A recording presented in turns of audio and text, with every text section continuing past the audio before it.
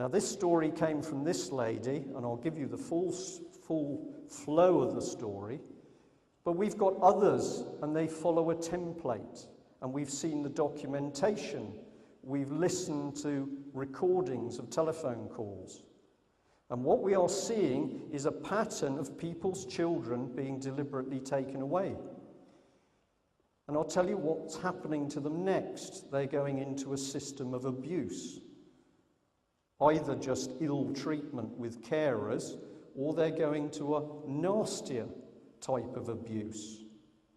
And when people have the evidence to prove it is going on, you suddenly find, and I hope the police in the room are listening, that the police don't help the people reporting it, they intimidate them. And in South Wales, where I gave a talk simply on this subject, 3 witnesses came up on the stage with me and told how they were threatened by the local police to keep their mouths shut. If you were going to destroy a nation, it would be a very good wheeze to start destroying families. Because if you can't protect your children, if I can't protect my children, there's not a lot left. There is not a lot left worth fighting for. And what we are seeing across the country on a massive scale is children being taken away. The French lady, married to an Englishman, fought. She fought her way out of depression. She eventually got another high court case, and to her delight, the judge found in her favour and gave her custody of the 2 children and permission to take the girls back to France. She'd been living in France for about 6 months when there was a knock on the door and French social services appeared.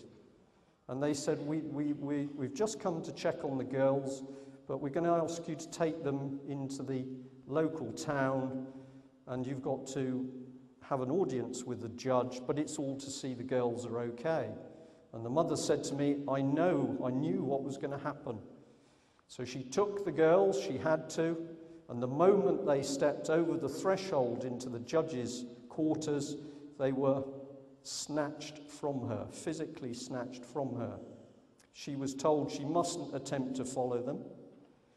She now knows that they were then held in a children's home for a period of weeks, and then the French social services calmly handed them back to English social services, who calmly handed them back to the father, who by that time was working with other men to abuse children. And if you're sitting there thinking about your friend, if we're going to move forward and fight what's going on, you've got to deal with your friend. You've all got one. It goes like this. I've just been a bit nasty about the police and social services, but you're thinking, I've got a friend, Rita, and she works for social services, and she's a very nice lady. Brian Gerrish has been very horrible about politicians, but my friend, Sir Peter Bodley-Watt, he is a wonderful, upstanding man. Now, we've got to be discerning, because I'm not saying to you every policeman is bad, far from it. But what we've got to do is we've got to learn where we've got to look to root the bad people out. Children, absolutely fundamental. The paper now has 3 injunctions to stop us telling the truth about children who have been unlawfully taken from their parents. And Plymouth City Council is so frightened of us that they put 2 injunctions to stop us reporting on a couple we've never reported on. Why are they so frightened? Is it going to go? Here's a judge, and he's talking about making the family courts open. Can you read it at the back? Or shall I read it?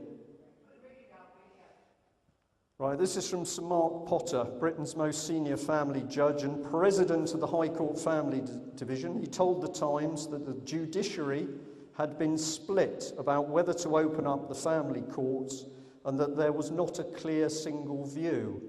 However, he welcomed a move to greater openness by the judiciary, delivering public judgments subject to an anonymity. So what he's saying is, we're not going to let you see what goes on in the courts, but we're going to be really open about telling you what the decisions are. But inside the courts, social services are producing false reports. There's perjury being committed. There's barristers lying. There are judges clearly finding in favour of paedophiles. How can they do it? Because senior judges have made it a rule that you can't see inside the courts. So we've got a pretty serious situation. We've got ladies and men, and mums and dads and partners screaming with evidence what's happening to their children, and we can't get the facts out because we get gagged, and you can't get into the courts. Without putting a hand up for the people in the room who are experiencing this, am I telling the truth? Okay. We need to deal with these people. If this is the standard of our judiciary, and we have our judiciary working on the Constitution, and whether the EU is legal or not for us, we're not going to get anywhere, are we? We are seeing widespread corruption. We are seeing corrupt judges, corrupt barristers, corrupt solicitors, corrupt law firms. And so it's no wonder to me that when we take a case to the High Court to try and get us out of the European Union, it gets squashed. It's bound to get squashed because these people are bent. And we've got to start exposing them. We don't need violence. We just need to call them what they are, criminals. I'm not, of course, suggesting that Sir Mark Potter is one of those. But I'd like to ask him why he isn't dealing with the factual evidence which is showing just what is happening in the family courts. Will he come and see us and look at the evidence we've got? That's my challenge. All sorts of groups are trying things, and here's Fathers for Justice. Who's the lady? Is it Harriet Harman? I'm not sure. I can't remember. I don't really care. She's another politician that they've handcuffed because they're so fed up that the politicians won't act. So let's have a look at these politicians. These are the ones who are destroying your lives. And yet their expenses, we don't want to make those open. Was there a debate in the House of Lords over the 900 billion being paid to the banks? Was there? You don't seem very sure. I don't think there was. I think Mr. Gordon Brown with his cronies behind closed doors voted the money out. But here's two of them, happily not married, both on a nice big fat MP's salary, both making decisions. This is Balls, isn't it? Balls by name. And he's making decisions about families. He's a Bilderberger, I believe. I believe he travelled, allegedly, a couple of allegedlys in there, but I think I'm pretty accurate. He travelled to a Bilderberger meeting on public money, but he hasn't yet declared it properly. Here he is. Do you know where I got this wonderful slide from? I got it from his sort of World Faith site. If you haven't been there, go and see it. It's horrible. And just have a look at this man. His eyes, basically. If you look at this man's eyes, they are totally cold. He does not have a conscience. He doesn't mind how many soldiers have died. He doesn't mind about the children. He's not a human being, I don't think. But he was running the country, and then when he'd got it to a state of decay, he handed it over to Gordon Brown. We've got to do something about these people. We don't need violence. We just need to tell them that they don't have any more power. We're not interested in reading about Tony Blair. He's horrible.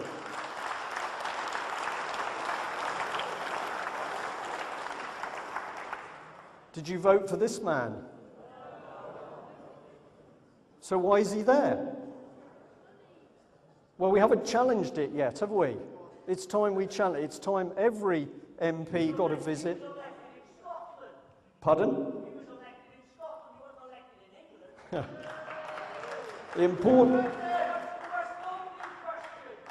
The important thing is to remember that he was helped into power by the communists. And if you look at the Labour Party and who's got a background in Trotskyism, Marxism, you will find there's a nest of them, and now they're doing interesting things with the bank. Or am I just suspicious?